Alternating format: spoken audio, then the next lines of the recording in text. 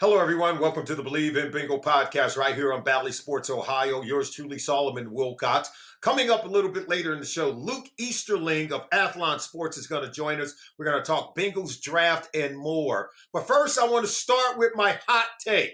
No, Cincinnati Bengals quarterback Joe Burrow is not injury prone. I can't tell you, everywhere I go, everyone who talks to me wants to ask me that question. And I started to call it something else because I think it is one of the worst questions.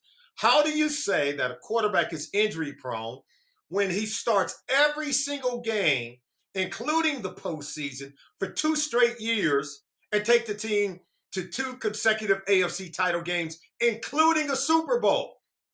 That's not injury prone. Yes, he was injured after 10 games. He started 10 games his rookie year, and then he has a knee injury. You know why? Because we had an offensive line that couldn't block. Go ask Andrew Luck if he was injury prone, because he also began his career playing behind an offensive line who couldn't block. I'm just going to tell you, playing in the National Football League is not about if you'll get hurt.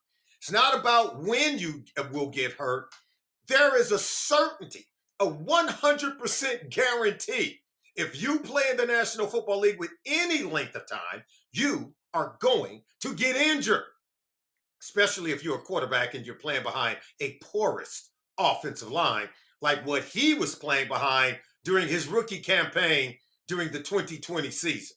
Now, let's go to 2021, his second year. Started all of their 17 regular season games, including the wild card game in the playoffs, including the divisional game in the playoffs, including the AFC Championship game, and a Super Bowl. Every single game, goes straight to a Super Bowl, and then he comes back and starts every single game the very next season in 2022, including the wild card game in the postseason, including the divisional round playoff game against Buffalo, and then the AFC Championship game against the Kansas City Chiefs. And if we don't hit Patrick Mahomes out of bounds, we're probably going to another Super Bowl. So he started all of those games consecutively, but yet people still have the nerve to ask me if Joe Burrow is injury prone. He's not prone to injury. He's prone to getting hit a lot behind an offensive line that, by the way, we've gotten so much better since he first arrived. Now, last year, he missed 7 games during the 2023 season. Remember, he had that calf strain injury? There's a lot of players in this league who's had calf strain injuries, but he still got himself ready and fit to start week 1. He wasn't at his best, but he still got himself ready to play. And then he started every single game for 10 straight weeks. And then in the Thursday night game against Baltimore, the defensive lineman fell on top of him, Jadeveon Clowney. And while he's trying to catch himself with the weight of the defensive lineman on him, he jammed his wrist into the ground. Happened to be on his throwing hand, by the way. Had it been on the other hand, would not have been a problem. Had he been playing any other position, would not have been a problem. There are some injuries, depending on what position you play, that you can overcome, right? So if he would have jammed his wrist and tore a tendon in his left wrist, would not have been a problem. He would have continued to be able to play. If he would have jammed the right wrist, which he did, and tore a tendon in that wrist, and he plays, say, defensive back, he would have still continued to be able to play.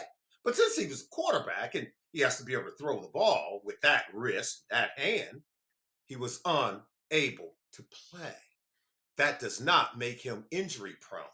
Any player who plays in the National Football League is prone to injury. He's going to get injured, okay? So Joe Burrow has started, I think, a career, 59 total games. He has missed 13 games in the 4 seasons he's been in the National Football League. So I'm just here to tell you, everyone, Joe Burrow is fit and ready for action at the start of the 2024 season, and we are all the better for it. So as you sit in your taverns, bars, and pool halls, spread the word. Joe Burrow's not injury prone. What he is a winner. What he is a champion. What he is a tough dude. Because at the quarterback position he gets hit as much as anyone. probably a little too much for my taste. And I got to give the Cincinnati Bengals a lot of credit. They have gone out and spent a lot of money to improve an offensive line that in 2020 was one of the worst when it came to protecting the quarterback, that has become so much better. And I think in 2024, this is going to be the best offensive line we've had in a long time. In fact, these guys are big. In fact, they're huge. Trent Brown, the new right tackle that we inherited via free agency, comes over from the New England Patriots, 6'8", 370. At the left tackle position, Orlando Brown, he is 6'7", 350. Two big dudes that cast a huge shadow.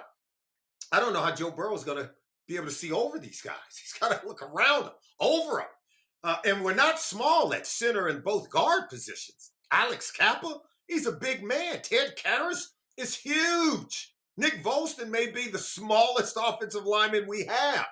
So next time you see the Cincinnati Bengals getting off the bus, they're going to look like a bunch of bad dudes protecting our Joe Burrow. So get it out of your head. No, he's not injury prone. He just needs to get hit less. How about that?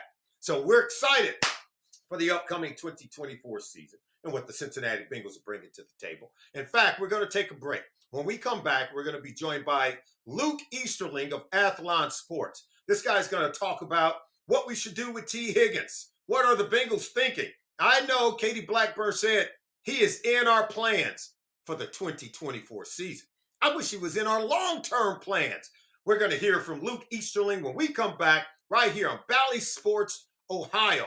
That's right, to the Believe in Bengal podcast and more when we return. Be back in a moment. Hello, everyone. Welcome back to the Believe in Bengal podcast. Yours truly, Solomon Wilcox. Right now, we have a very special guest, Luke Easterling of Athlon Sports. He's going to join us here on the show. We're going to go rapid fire with a few questions here. Luke, are you ready? Absolutely, Saul. Good to be here, man. All right. Hey, great to have you. We got to talk about T. Higgins because I offered up that since he has to be traded, that, we want volunteers, not hostages. So Cincinnati Bengals have not been able to get him signed to a long-term contract. He has asked to be traded. I want to get your thoughts. Should they trade him? Should they sign him to a long-term contract, or should they keep him on the short term for the 2024 season? What say you? I mean, there's a lot of different factors at play here, right? You're first talking about the player, and you're talking about a player who would be the number one receiver on most other NFL teams, right? The fact that he's a number two is only because you have Jamar Chase in that same room, right? But I think honestly, the biggest factor that's working against T. Higgins getting what he wants here, and maybe even the Bengals getting the value that they really deserve for a player of his caliber, right? And that his contract will eventually warrant, regardless of who gives it to him, is the fact that this is the best wide receiver draft class in 20, 25 years. And so if you're an NFL team who's saying, if I have to choose between giving up a first or multiple for, whatever it is, that number that it would take for the Bengals to want to play ball in a negotiation in terms of compensation, am I better off doing that for the right to sign T. Higgins to a massive contract extension? Or do I just spend a late first round pick or an early second round pick on one of these wide receivers that I'm going to have, and on a rookie deal for 4 to 5 years at a much more manageable number, and then maybe do it all over again or give that guy an extension? So I think whether they should or shouldn't is not necessarily the what's going to end up making this happen or not. I think it's the fact that what is T willing to not do in order to get what he wants, right? What is he willing to, not take part in or stay off the field or do whatever? What is a good enough offer that would get the Bengals to relent and say, fine, that's enough for us to move on and do something else here? And I really do think it all comes back to the fact that this is such a great receiver class. I don't think anybody's going to be willing to give the Bengals what they want in return just for the right to spend a bunch of money on T. Higgins, even though, again, as a player in a vacuum, he's absolutely worth it, but you're only worth what somebody will pay. And in this situation, I just don't think the Bengals are going to get enough to warrant it. I think this is going to go on for a little while now. So is it fair to say that teams are willing to compensate T. Higgins at the appropriate number, but they're probably not prepared to go a step further and having to compensate the Cincinnati Bengals and T. Higgins at the right price point? Yeah, I think that's a perfect way to put it, right? And again, it comes back to the fact that why would I give you a first round pick and or more Yeah. when I can just spend that pick on a guy who's 3 years younger and going to be way cheaper for the next 4 to 5 years? I think that's the way a lot of teams are looking at it. And so, again, it's not a great spot for the Bengals or T. Higgins because again, if he was just a free agent, he would have gotten paid already. He would have been one of the Yeah. biggest names on the market, and that would have been it, right? So Yeah. Yeah. it's just not that simple. And again, that's the double-edged sword of the franchise tag, in being able to kind of, it is kind of a hostage-y thing for a little while where it keeps them in that short-term limbo where they're like, I can't really move on. And it's not a great spot for both parties to be. I don't know where he ends up. Again, I think it's going to, a team is going to have to really give the Bengals an offer they can't refuse because they'll just, I really feel like there's no reason for them not to wait this out. They have the player. If they're not, there's really no impetus, no push, for them to take anything less than they want. And eventually they might assume that, hey, T's going to want to play. He's going to want to keep putting good film out there to get paid next year. And again, I really don't think this is going to end up with a resolution anytime soon unless a team really does finally pony up the picks that they want. Hey, Luke, look, I'm well aware of the economics of the situation. They've got Jamar Chase kind of waiting in the wings, and they were going to have to pay him. Yeah. T. Higgins does want to stay. When we use this figurative language that he doesn't want to be held hostage, we don't mean that literally. He really does want to stay in Cincinnati. He wants to play with Joe Burrow. He wants to play with Jamar Chase. He just wants to stay and be paid at the market value. Now, it's been said that you can't keep both. I'm going to tell you right now, I tend to believe that's an echo chamber. And we said it so much that it's almost become like this literal embodiment of truth. You and I both know that if teams wanted to get creative, do you have to give and take? Is there some things that you have to do to massage to make it happen? Yes, but it's not impossible. Because I think it's almost like etched in stone that you can't pay a quarterback and two receivers on the same team and win. We haven't seen it done yet, but I don't think it's impossible, but it's almost become an echo chamber. Help me figure it out. Can the Bengals be creative enough or good enough at what they do to make it work?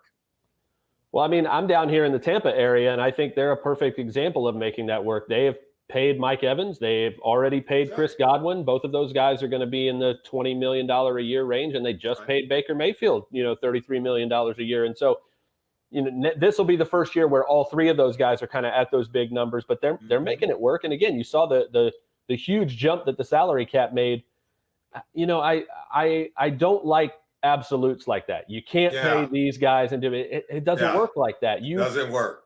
The only reason draft picks matter is so you can draft guys like Joe Burrow and T. Higgins and Jamar Chase and make sure they don't ever play for anybody else. That's right. What it's all about. You have to get great players in your building and never let them leave. That's what it's all about. And I don't care what positions they're at. Elite football players are elite football players. They're hard to find, and every single one that comes in your building, you have to make sure they don't leave. I don't care where they're playing. So I agree with you. I don't believe in that absolute where you just can't afford to do that, especially again. As the salary cap continues to grow, it grew twice as much as everybody thought it would this year, which again, agents know that too. And they push for a little extra as well, and as they should. But no, I think there's absolutely a world in which Burrow gets his money and Chase gets his money and Higgins gets his money, and you keep that nucleus together, especially now. Again, they moved on from Joe Mixon. They can save some money at running back. There's always a way. There's always other places to move. You use void years and all these other things to spread out these cap hits. If you have people in your front office who know what they're doing, who know how to work the system, the salary cap it's not fake like a lot of people want to make it seem. It will eventually come back to you. But if you can spread things out, you pay off those things later when the cap is higher and you have more room. And so there's always a way to make it happen. There's always a way to make it happen. Yeah, it's like you're pushing it out. When the budget gets higher, then you can squeeze it in underneath that budget. And you talked about it playing in Tampa. I do believe they did win a Super Bowl.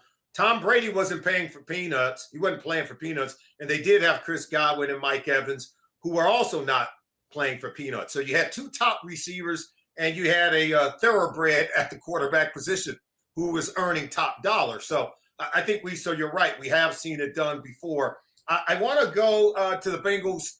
They have the 18th overall selection. I'm going to allow you to play the GM. You get to be Duke Tobin and Mike Brown. Do they take a tight end like a Brock Bowers? Do they take maybe one of the top right tackles on the board with that 18th overall pick? Do you take maybe the best defensive lineman or maybe one of the top cornerbacks that may be on the board with that pick? What are you doing there, Luke?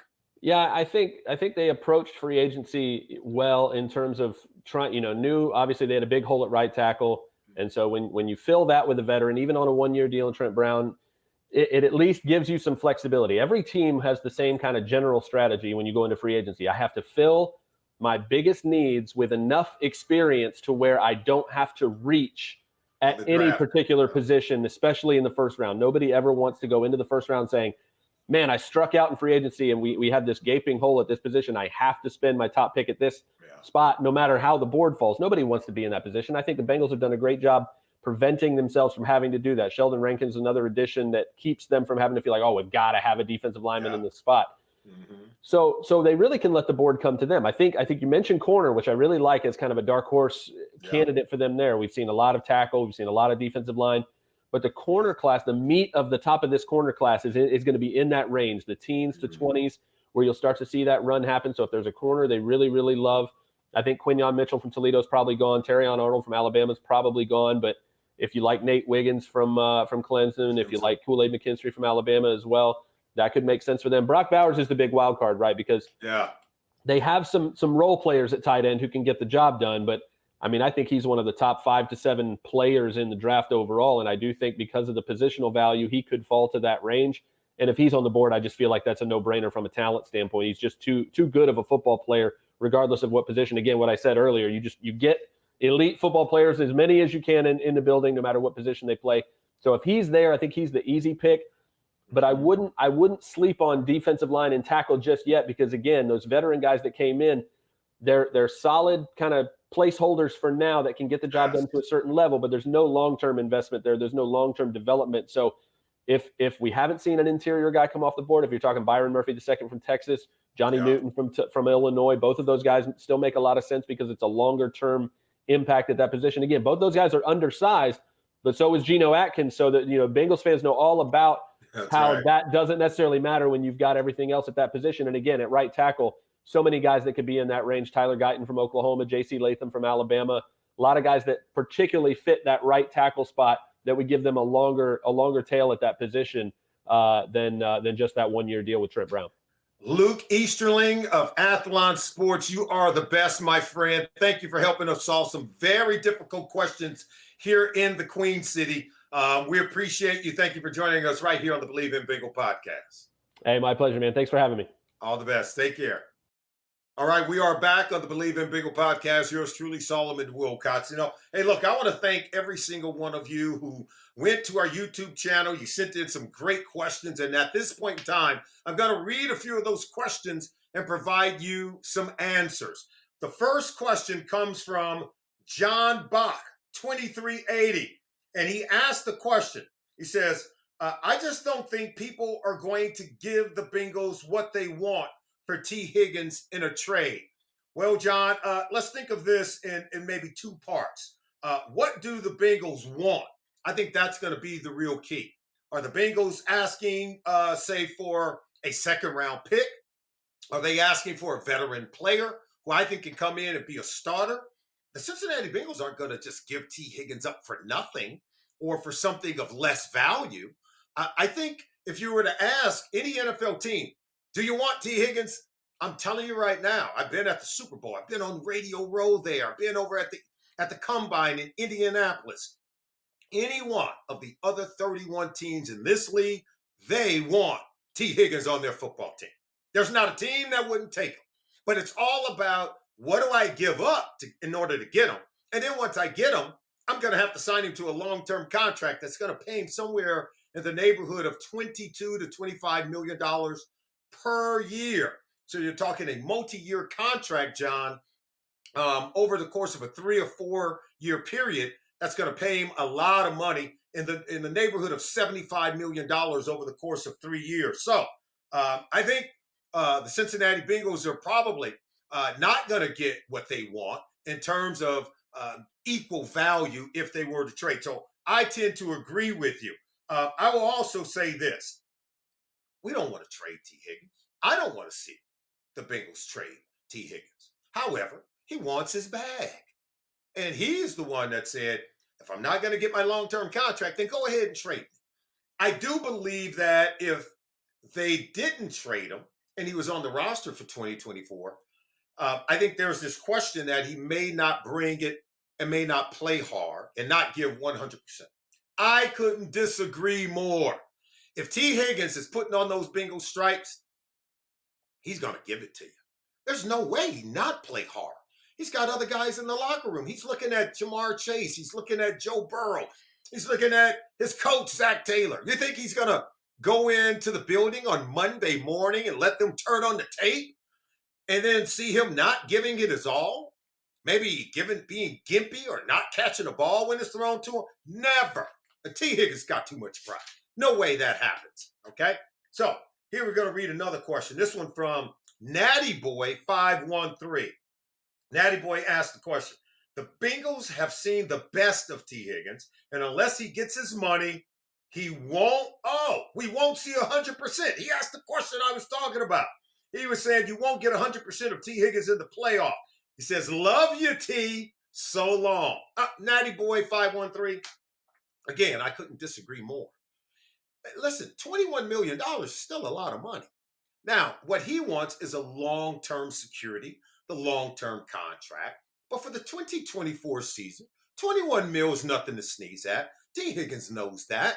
He wants to feel wanted long-term, just like you would on your job and I would on my job. I think that's natural to understand. I think the Cincinnati Bengals understand that. And certainly, I don't think we could fault T. Higgins for feeling that way.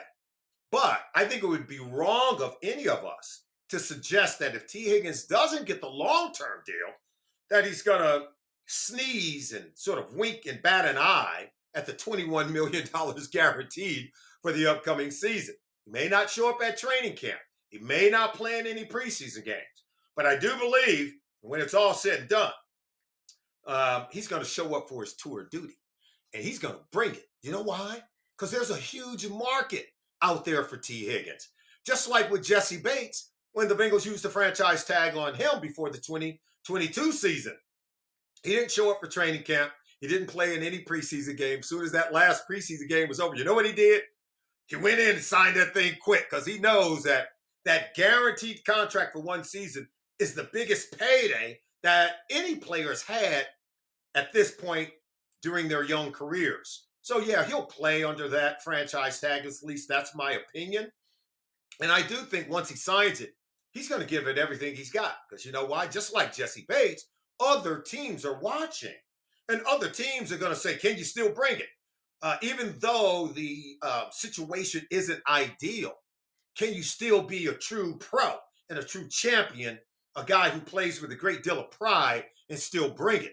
I think that's who and what T. Higgins is all about. This is a guy that's had over 900 yards receiving in 3 of the 4 years he's been here, and he's always been a guy to bring it. All right, let's read one more of the email. We're going deep into the mailbag here. This one from Tim Armstrong 2338. He says, I don't think they can play both or pay both T. Higgins and Jamar Chase. He said, I never understood why you would keep someone who doesn't want to be there. Well, I will say this, T. Armstrong. T. Higgins, again, he wants to be here. He just wants to be paid long term.